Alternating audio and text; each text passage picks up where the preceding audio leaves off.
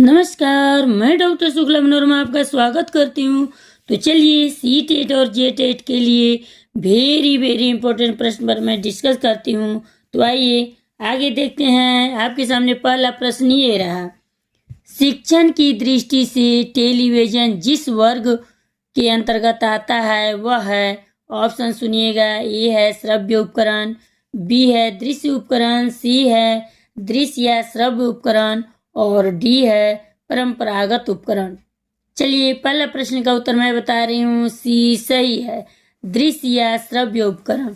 अब अगला प्रश्न देखते हैं। एक शिक्षक सामाजिक पर्यावरणीय अध्ययन में मिट्टी का मॉडल बनाकर शिक्षण करते समय निम्नलिखित में से किस शिक्षण सिद्धांत का उपयोग करते हैं? ऑप्शन सुनिएगा, ए है उपयोगी विषय वस्तु के चयन का सिद्धांत, बी है प्रेरणा का सिद्धांत, सी है रुचियों के उपकरण का सिद्धांत और डी है क्रियात्मक कार्यों पर बल देने का सिद्धांत। चलिए इस प्रश्न का उत्तर भी मैं बता रही हूँ, सी सही है, रुचियों के उपकरण का सिद्धांत। अगला प्रश्न आपके सामने ये रहा, कक्षा शिक्षण में श्रव्य दृश्य सामग्री के उपयोग का सबसे बड़ा लाभ है।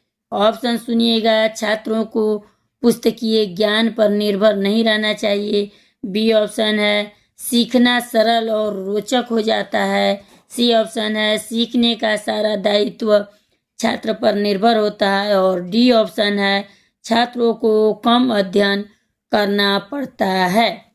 इस प्रश्न का भी उत्तर मैं बता रही हूँ, बी सही है, सीखना सरल और रोचक हो जाता है। आगे देखते हैं। वेरी इंपॉर्टेंट प्रश्न मैं बता रही हूँ आप लोग को। शिक्षण सहायक सामग्री में तुलनात्मक अध्ययन के लिए उपयोगी होता है। ऑप्शन सुनिएगा, ए है दृश्य सामग्री, बी है श्रव्य सामग्री, सी है दृश्य सामग्री और डी है उपरोक्त सभी। इस प्रश्न का उत्तर मैं बता रही हूँ, डी सही है, उपरोक्त सभी। अगला प्रश्न आपके सामने ये रहा, व्यक्ति अध्ययन में किया जाता है। ऑप्शन सुनिएगा, ये है किसी का भी, बी है एक इकाई का, सी है सभी इकाई का और डी है संपूर्ण समाज का। इस प्रश्न का उत्तर ऑप्शन बी सही है, एक इकाई का। अगला प्रश्न देखते हैं हम लोग।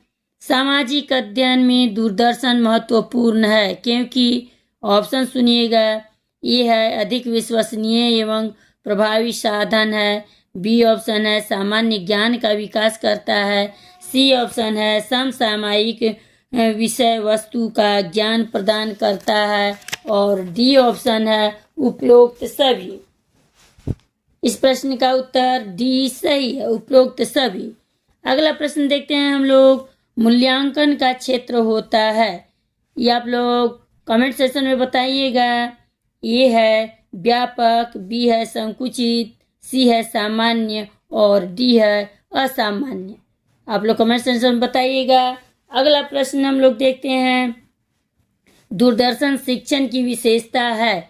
ऑप्शन सुनिए, ये है कार्यक्रम से छात्रों का शिक्षण दोनों से दृष्टिकोण में व्यापकता आती है, बी ऑप्शन है छात्र और शिक्षक दोनों ही नवीनतम विचारों और दृश्यों से परिचित होते हैं, सी ऑप्शन है दूरदर्शन कार्यक्रम राष्ट्रीय शिक्षा में एक और समरूपता लाते हैं और डी ऑप्शन में है उपरोक्त सभी।